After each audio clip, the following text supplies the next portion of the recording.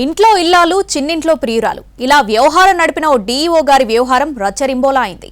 ప్రియురాలితో రాసలీలలు సాగిస్తున్న అతన్ని ఇల్లాలు రెడ్ హ్యాండెడ్ గా పట్టుకుని నిలదీయడం ఇప్పుడు హాట్ టాపిక్ గా మారింది. అనగనగా నల్గొండ డీఈఓ పేరు భిక్షపతి. ఇప్పుడు జిల్లాలో ఇతడి పేరు ఓ రేంజ్ లో మారుమ్రోగిపోతోంది. కారణం ఇతగాడి second family పురాణమే.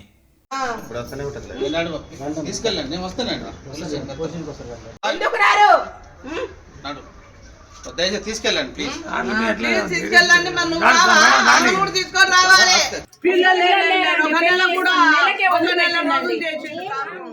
In the hills, up the street, down the valley, by the sea, palaces and high streets, countrysides and SCZs.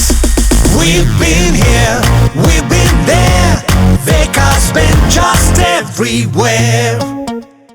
నల్గొండలోని Raghavendra కాలనీలో డీఈఓ ఉంటున్న ఇంటి ముందు అతడి భార్య మాధవి ఆందోళనకు దిగింది. పెళ్లైన నెల రోజులకే కట్నం కోసం వేధించడంతో పాటు తనను దూరం పెట్టాడన్నది ఆమె ఆరోపణ. అంతేకాకుండా తనకు విడాకులు ఇవ్వకుండా మరో యువతితో ఇలా వేరే కాపురం పెట్టాడని ఆందోళన చేసింది.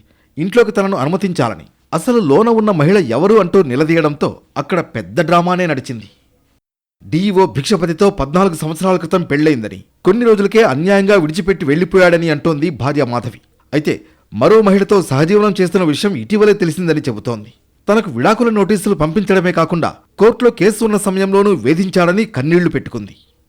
నన్ను పెళ్లి చేసుకొని 14 సంవత్సరాలు అవుతుందండి. నెలకే వదిలేసిండు నన్ను.